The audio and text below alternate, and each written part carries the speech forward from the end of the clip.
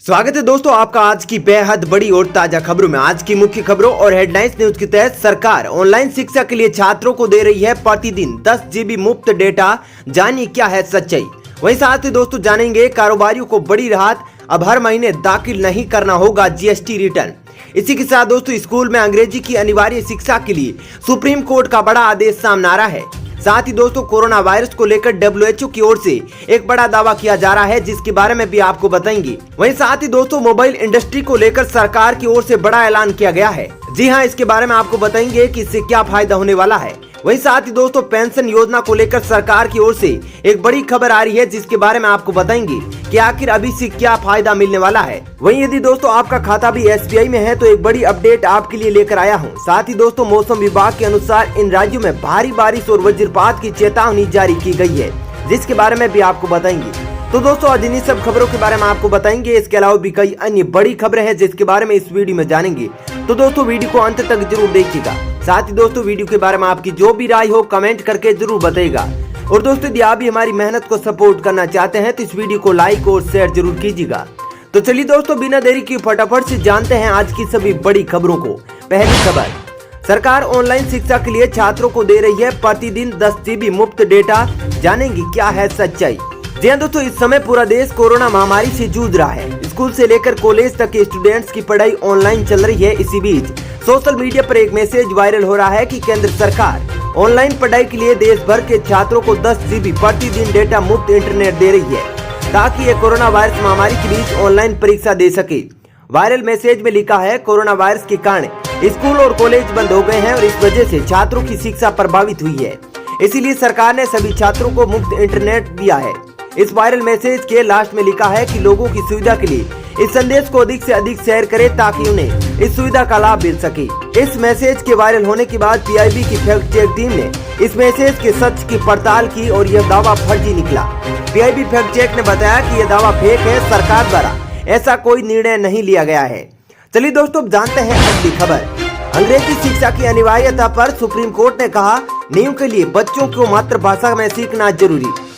जी दोस्तों, आंध्र प्रदेश सरकार के कक्षा 1 से 6 तक के सभी सरकारी स्कूलों में अंग्रेजी माध्यम अनिवार्य बनाने के आदेश को रद्द करने के लिए संबंधी हाई कोर्ट के आदेश पर सुप्रीम कोर्ट ने रोक लगाने से इनकार कर दिया है। शीर्ष अदालत ने कहा कि नींव के लिए बच्चों को मातृभाषा में सीखना जरूरी है। प्रधान न्यायाधीश S.A. Bobde, justice S.A. Bopanna और जस्टिस वी रासा सुब्रमण्यन की पीठ के समक्ष आंध्र प्रदेश की ओर से पेश वरिष्ठ अधिवक्ता KV विश्वनाथन ने कहा कि हाई कोर्ट का आदेश गरीब और वंचित वर्ग को प्रभावित करता है। उन्होंने एक सर्वे के हवाले से कहा कि 96% माता पिता अपने बच्चों को अंग्रेजी माध्यम में पढ़ाना चाहते हैं। चलिए दोस्तों जानते हैं अगली खबर। WHO का दावा, दुनिया में हर 10 में से एक व्यक्ति कोरोना वायरस से संक्रमित। दोस्तों कोविड-19 से इस समय लगभग पूरी दुनिया जंग लड़ रही है।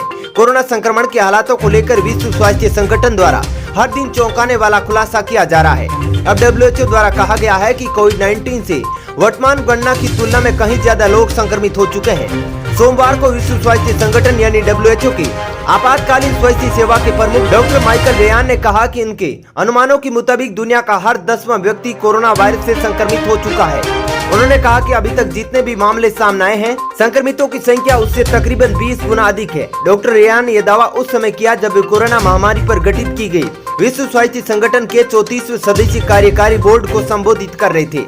चलिए दोस्तों जानते हैं अगली खबर। सरकार ने मोबाइल उत्पादन के 16 प्रस्तावों को दी मंजूरी, 11,000 करोड़ रुपए का दिया जाएगा प्रोत्साहन। दोस्तों सरकार ने मंगलवार को उत्पादन आधारित प्रोत्साहन योजना यानी PLI के तहत मोबाइल उत्पादन के 16 प्रस्तावों को मंजूरी दे दी है। योजना के तहत देसी विदेशी कंपनियों को 11,000 करोड़ रुपए का प्रोत्साहन किया जाएगा और 5 साल में 10.5 लाख करोड़ रुपए के मोबाइल का उत्पादन होगा।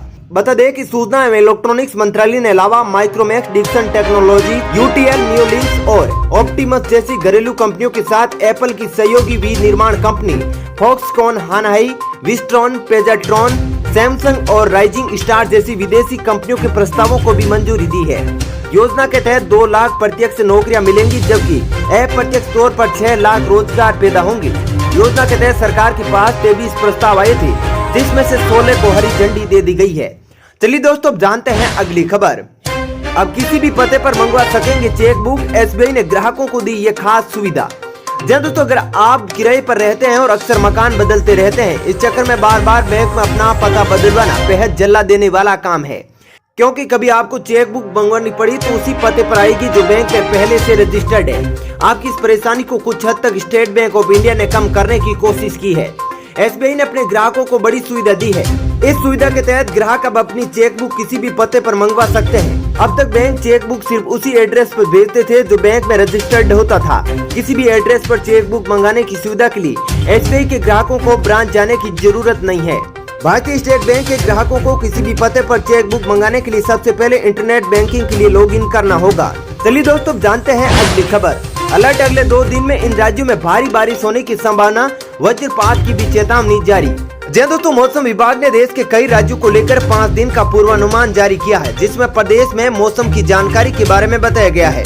जानकारी के अनुसार एक लो प्रेशर एरिया और इससे संबंधित साइक्लोनिक सर्कुलेशन बंगाल की उत्तर पश्चिमी खाड़ी और ओडिशा तट से सटे हुए हैं, जिसकी वजह से उत्तर और पूर्वोत्तर भारत समेत अरुणाचल प्रदेश में व्यापक बारिश देखी जा सकती है। मंगलवार से शनिवार तक छत्तीसगढ़ और पड़ोसी क्षेत्रों में 40 से 50 मिलीमीटर बारिश होने की संभावना है और इसी मात्रा में पूर्वोत्तर भारत में वर्षा होगी।